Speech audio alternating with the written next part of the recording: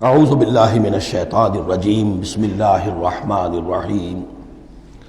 الیوم احل لکم الطیبات۔ یہ وہی انداز ہے کہ الیوم اکملت لکم دینکم واتممت علیکم نعمتی ورضیت لکم الاسلام دینا۔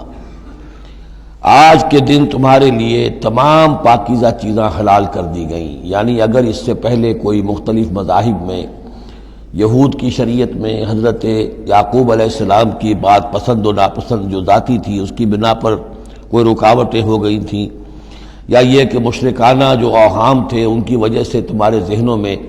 کچھ الجھنیں تھیں، آج ان سب کو صاف کیا جا رہا ہے۔ الیوم احل لکم الطیبات، تمام صاف ستھری پاکیزہ چیزاں تمہارے لیے حلال ہیں۔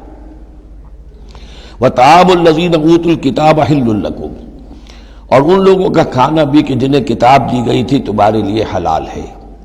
لیکن اس میں ظاہر ہونا چاہیے کہ ان کا کھانا کہ جو ظاہر بات ہے کہ اگر عیسائی سور کھا رہا ہوگا تو وہ ہمارے لیے حلال نہیں ہوگا، مطلب یہ کہ ان کا گوشت ذبح کیا ہوا اگر ہو حلال جانور کا تو وہ ہم کھا سکتے ہیں، جانور حلال ہو، اور نمبر دو کہ اسے ذبح کیا گیا ہو۔ وطعامکم حل لہم، اسی طرح تمہارا کھانا بھی ان کے لیے حلال ہے۔ والمحصنات من المؤمنات، اور تمہارے لیے شادی کرنا بھی حلال ہے ان سے بھی کہ جو خاندانی خواتین ہوں اہل ایمان میں سے۔ والمحصنات من الذین اوتوا الکتاب من قبلکم، اور خاندانی خواتین ان لوگوں کی کہ جنہیں کتاب دی گئی تھی تم سے پہلے، یعنی مسلمان مرد جو ہے عیسائی اور یہودی خاتون سے شادی کر سکتا ہے۔ اذا آتیتموہن اجورہن، جب کہ تم انہیں ادا کر دو ان کے مہر۔ محسنین، نیت یہ ہو کہ انہیں گھر میں بسانا ہے، مستقل ایک خاندان کا ادارہ وجود میں لانا ہے۔ غیر مسافحین، صرف شہوت رانی کے لیے نہیں، صرف مستی نکالنے کے لیے نہیں۔ ولا متخذی اخدان، اور نہ ہی کوئی چھپی دوستی یاریاں بنانے کے لیے، کھلم کھلا نکاح ہو، ایک مسلمان مرد کسی عیسائی عورت سے، کسی یہودی عورت سے نکاح کر سکتا ہے۔ اس کے ضمن میں آج کل بہت سے اشکالات ہیں لوگوں کو، تو اس کے ضمن میں وضاحت کیے دیتا ہوں کہ جہاں تک تو شریعت کا اصل حکم ہے وہ تو یہ ہے، اور چونکہ شریعت محمد رسول اللہ پر پوری ہو چکی ہے، اب اس میں کوئی تغیر و تبدل نہیں ہو سکتا، لہذا اس کو منسوخ ہم نہیں کر سکتے۔ یہ تو قانون جو ہے قائم رہے گا، اور یہ اس کا جواز جو ہے، یہ اس کا جو کچھ لوگوں کو اس کے خلاف جو مصلحتیں نظر آتی ہیں وہ اپنی جگہ پر صحیح ہیں، لیکن اس کے باوجود قانون کو بدلا نہیں جا سکتا۔ اگر ایک خالص اسلامی ریاست ہو تو کچھ عرصے کے لیے کسی ایسی اجازت کو موقوف کیا جا سکتا ہے، جیسے حضرت عمر رضی اللہ تعالیٰ عنہ نے ایک زمانے میں جب کہ قحط پڑا ہوا تھا تو قطع ید کی سزا جو ہے، چوری پر ہاتھ کاٹنے کی سزا کو موقوف کر دیا تھا کہ حالات ایسے ہیں۔ اسی طرح سے عارضی طور پر کسی حکم میں، کسی ایگزیکٹو آرڈر کے ذریعے سے، اسلامی حکومت کے کسی عارضی حکم کے ذریعے سے کوئی پابندی لگ سکتی ہے۔ مثلاً چونکہ صورتحال یہ ہے کہ مسلمان مردوں کو اجازت ہے عیسائی اور یہودی عورتوں سے شادی کی، مسلمان عورت کی شادی نہیں ہو سکتی کسی بھی عیسائی یا یہودی مرد سے۔ اب اس کی کیا علت ہے کہ عام طور پر سمجھا یہی جاتا ہے کہ مرد غالب ہوتا ہے، لہذا اس کا امکان ہے کہ وہ اپنی بیوی کو سیدھے راستے پر لے آئے گا، نہ یہ کہ اس کی بیوی اسے غلط راستے پر لے جائے گی۔ دوسرے یہ کہ اس زمانے میں اولاد ہوتی تھی مرد کی، تو گویا کہ ثابت تھا کہ جو اولاد ہوگی وہ ماں پر نہیں ہوگی، عیسائی نہیں ہوگی، یہودی نہیں ہوگی، بلکہ وہ مسلمان ہوگی۔ دوسرے اس وقت مسلمانوں کا غلبہ ہو گیا تھا، اور یہودی عیسائی جو تھے وہ ان کے گویا کہ تابع ہو چکے تھے۔ نفسیاتی اعتبار سے یہ دونوں صورتیں اس وقت بدل چکی ہیں۔ آج مسلمان مغلوب ہیں، یہودی عیسائی جو ہیں ان کا پلڑا بھاری ہے دنیا کی سیاست میں اور دنیا کے معاملات میں۔ ویسے بھی مرد جو ہیں وہ کمزور ہو چکے ہیں اور عورتوں کا غلبہ ہے۔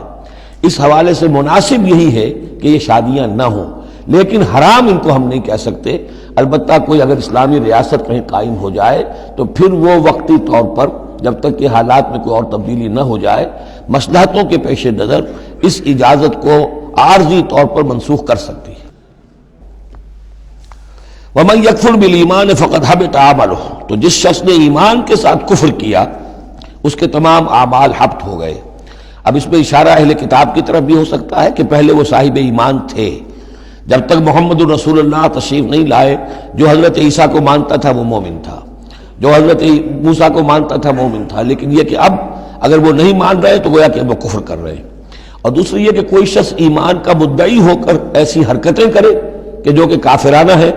تو اس کے تمام اعمال حبط ہو جائیں گے، وَهُوَ فِي الْآخِرَةِ مِنَ الْخَاسِرِينَ، اور آخرت میں وہ ہوگا بڑے خسارہ پانے والوں میں۔ یا ایھا الذین آمنوا اذا قمتم الی الصلاۃ، اہل ایمان جب تم کھڑے ہو، ارادہ کرو، قصد کرو نماز کا،